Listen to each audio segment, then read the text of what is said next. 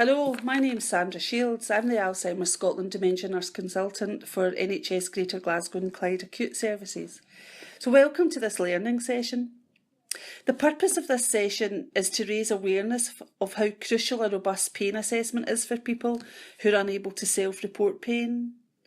You're going to hear the evidence later in the presentation on how a person who displays their pain in a way that challenges us is more likely to be prescribed and given sedation and antipsychotic medication than to have a pain assessment and analgesia. The aims for this session are to give you some background to pain assessment and cognitive impairment, and by using real case studies and the difficulties with interpreting and managing pain, the session will also show you why using the Abbey pain tool would have helped. In this video, we're going to talk a bit about what pain itself actually is, think about some of the cognitive barriers there might be to assessing it, go through the principles of assessing pain, talk about what the Abbey pain tool is, also going to talk about the World Health Organization analgesic ladder, and we've then got a couple of case studies to help illustrate the points. Hello. We've made this video because we've recognised how important assessing pain in people with cognitive impairment is. Cognitive impairment is very common in acute hospitals, with a recent study showing that 40% of people aged 65 or over admitted had either dementia or delirium. We have a clinical impression that pain management in these people isn't done that well, and this is backed up by the evidence, with a recent systematic review suggesting that pain assessment and delayed analgesia is poorer in those who have a cognitive impairment. And of course, pain is a horrible thing, a significant cause of distress and therefore of distressed behaviours. When pain isn't managed well in someone with cognitive impairment, there's likely to be either a failure to recognise that the person is in pain, a failure to adequately assess their pain, a failure to adequately treat their pain, or sometimes even all three of these. Pain has evolved as a way to warn us of actual or potential tissue damage via an unpleasant sensory and emotional experience. It is multidimensional in that it consists of the sensory stimulus itself, the effective response to it, and also the impact it will have in somebody's life. As such, pain is deeply subjective, and only the person themselves is fully able to understand and experience their own pain.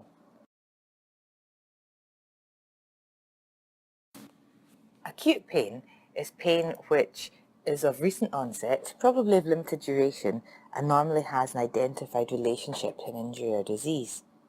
Persistent or chronic pain is pain which persists beyond the point at which healing would be expected to be completed, usually around 3 months, or which occurs in a disease process in which healing does not take place. Persistent pain can be accompanied by severe psychological and social disturbance, and it can also be experienced by those who have no evidence of tissue damage.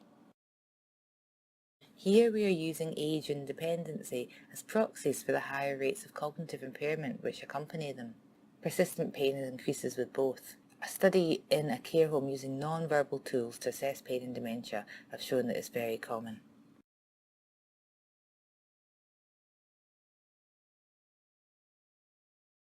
The most common cause of pain in older people, and hence the majority of those with cognitive impairment, is musculoskeletal, such as osteoarthritis, degenerative spinal disease, such as osteoporotic fractures and spinal stenosis.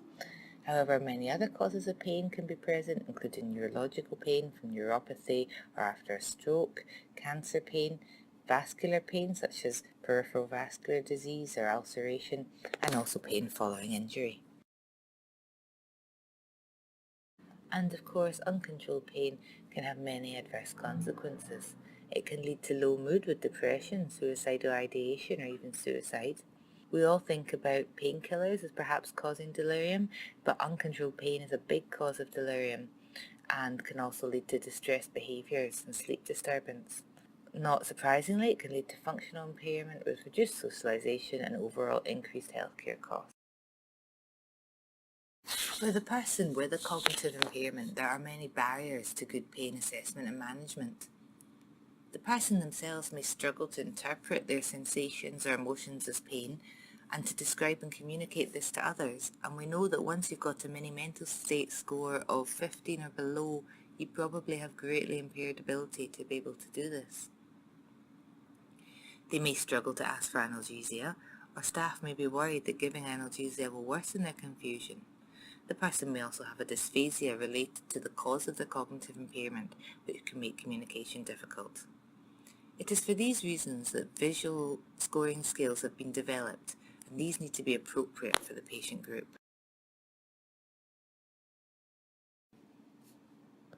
Some of the barriers may come from the patients. Older people who bear the burden of cognitive impairment sometimes might not like asking for analgesia. However, staff factors are also really important here.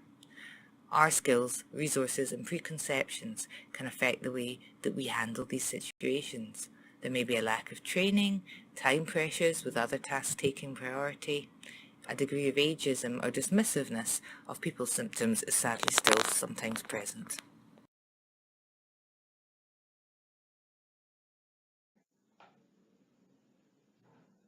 Hello, my name is Lynn Miller and I'm a physiotherapist. I'm here to highlight the vital role allied health professionals, AHPs, have in the comprehensive assessment of pain. As already highlighted, pain is often underreported and the elderly may see pain as a normal part of ageing or have a cognitive impairment which impacts on communicating it. Through our AHP roles, we build close bonds, enabling people to feel comfortable opening up about pain and allowing us to pick up on non-verbal cues. Through our assessments of mobility and functional ability, we can gain insight into whether pain is a limiting factor and can in turn demonstrate ways to make activities easier, such as with an aid to enable dressing or mobility. Pain can have a marked impact on therapy sessions, resulting in patients less able to retain information as they're too focused on their pain or unable to engage because of pain during the session. The knock-on effects in function and mobility can exacerbate pain, causing further deterioration and impact on whether the patient can return home or require a care setting. Working closely with the MDT maximises the pain management plan and identifies best times for rehab. A good baseline pain assessment is extremely useful to aid AHP treatment planning and patient-centred goal setting, and liaison with the patient's family and carers is invaluable in establishing this baseline.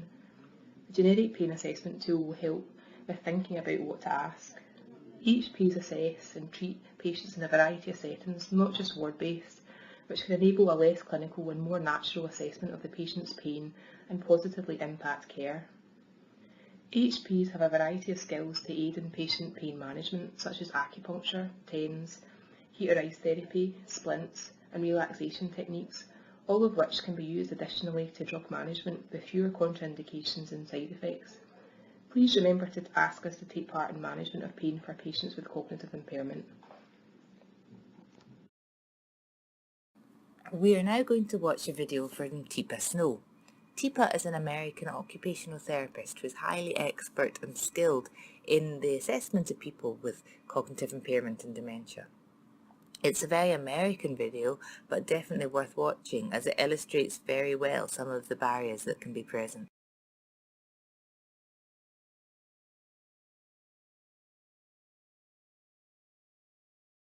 What are you doing? That's a very common phrase at this point. What are you doing? Like I know the answer to that. You know, and so what happens is you get frustrated with me because you expect me to behave like my sensory motor system works. It doesn't. It doesn't. This is a point in the disease where I can fall and break my hip and get back up and get in bed and get up the next morning. And you go down and you see this, you go on, yeah, you get out of this and that thing here. Come here, you come here. What are you doing? Oh, shit. Now you come on. This is not good. You don't do that. You go on. You get out of that. And there, you see it? Now go on. Now, your first thought when you report this to somebody is probably not going to be, gee, I wonder if she fell and broke her hip last night. What you're going to say is she's agitated and she's somewhat aggressive. She's really distressed. What you need to recognize at this moment, I may be showing you symptoms of pain because my pain behavior can't be what your pain behavior is because I can no longer identify, describe, and isolate where the distress is coming from. Because what am I missing? The wiring. So I don't know where I'm getting pain is the hip. Could you even get up off the floor if you fell and broke your hip at night? No, you'd be on the floor going, I wish I had that buzzer thing. You know, I need help. Help me. I've fallen. You guys are going to yell for help right there. You're not even, don't move me. Ow, no, I think my hip's broken. You're going to even know possibly what's wrong. I don't realize that. I don't know that.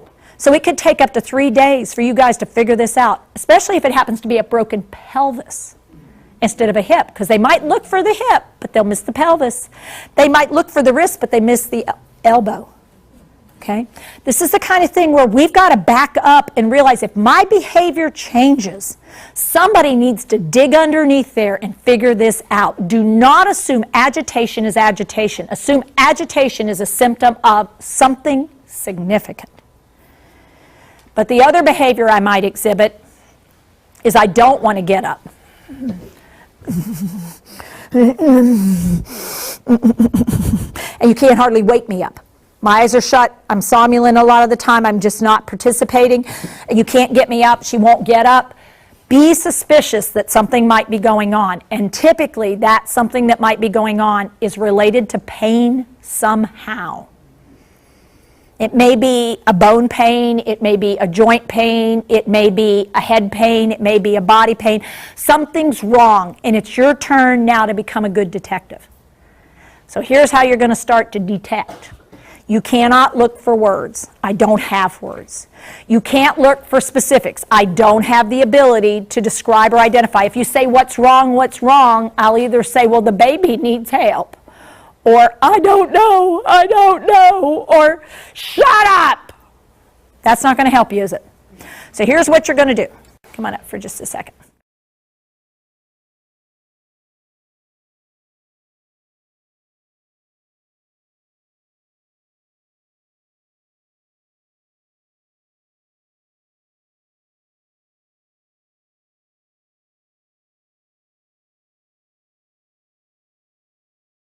Tell me your first name. Cindy. Cindy. My friend Cindy is pretty far along in the disease. So we're going to shake hands, and I'm going to turn her. Are you right-handed, Cindy? Yes. Okay. Here's what I'm going to do. I want you to shake hands and then get into a hand-under-hand position here. Okay, with your partner. Go ahead and do that. Decide who's who. I want the person with dementia to decide where they're having something wrong. You can pick a place on your body. Okay? You pick it. Okay? Caregiver, this handhold is incredibly important to you as a feedback loop. You are creating a sensory feedback loop that does not rely on the front of your brain. It is a sensory motor feedback loop. And what did I tell you about the hand? It's one of the still sensitive parts of the body. It is going to be a system that's going to work. Your job is to pay attention to what you feel while you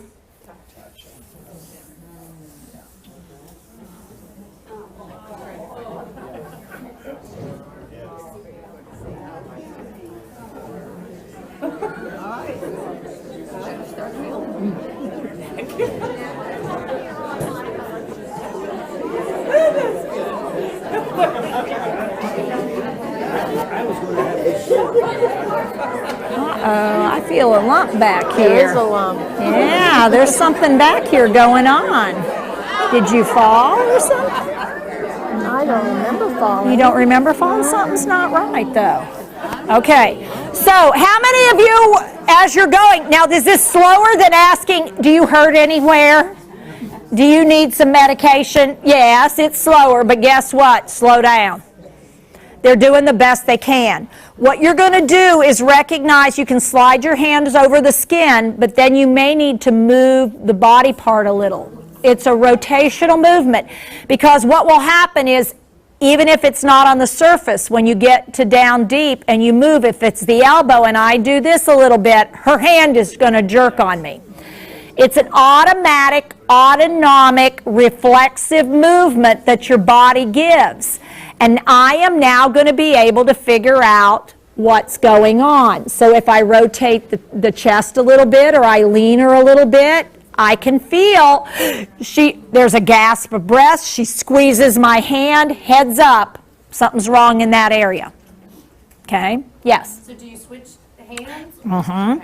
If I have to go on this side, I'm not going to be able to reach around. I'm going to have to come to this side and do the same thing. Here's the bad news. Your non-dominant side is not as skilled at this as your dominant side. So I'm not necessarily going to get as detailed. So you may have to look for finer awareness, greater detail.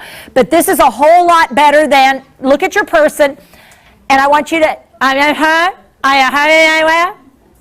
no, yeah, are you okay? Yeah? Yeah, you're okay. Yeah. Is that helpful? That was a waste of time, because what I showed her was the answer to my question. Okay, yes?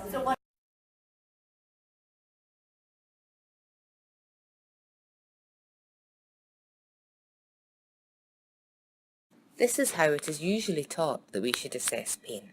We should ask about the characteristics and the causes of the pain, perhaps using a tool such as the PQRST.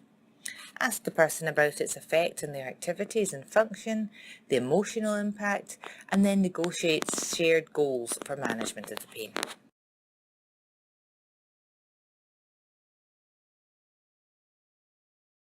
Reflecting on Tipa's video, this is not going to be feasible in a person who has a severe cognitive impairment. So here is a suggested alternative schema. The initial assessment, you need to use your problem-solving skills. Look for pathologies. Might they be causing pain? The history may need to be taken from a combination of the notes, speaking to their next of kins, and the people who are providing care to them. Are they sore when being moved or when going to the toilet? Physical examination is really key here. On examination, what bits of them are they protecting? What movements hurt? What produces behavioural changes? Ideally, try and speak to the people who know them best to get an idea of any psychosocial factors. If it's uncertain if behaviours are related to pain or not, sometimes a trial of therapy with prescribing analgesia and then reviewing the response to this can be very helpful. So clearly, pain assessment and cognitive impairment is a skill which needs to be learned. However, you may find a tool such as the Abbey Pain Scale helps to support your assessment. It is simple to use. You score 6 domains of behaviour which added up can give an indication of the pain severity. It can be very helpful in assessing the response to a trial of therapy. If somebody has pain, first of all we should think about non-drug interventions, using temperature, movement or other physiotherapy techniques.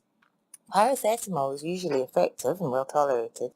However, people are often used to managing a degree of pain and may prefer to manage this than have some of the side effects of strong analgesia. However, if the pain is causing distress behaviours are impacting on function, we do need to try and relieve it. We should try to identify the type of pain, use the WHO, or World Health Organization, analgesic ladder to guide our management, and review the effectiveness of any interventions. There are many versions of the World Health Organization analgesic ladder around, and this one is taken directly from the NHS GGC Drugs and Therapeutic Handbook and should be used in conjunction with the attached clinical notes to it. You can see that for mild pain you start off with simple analgesia, moving up to a weak opioid for moderate pain and a stronger opioid for severe pain.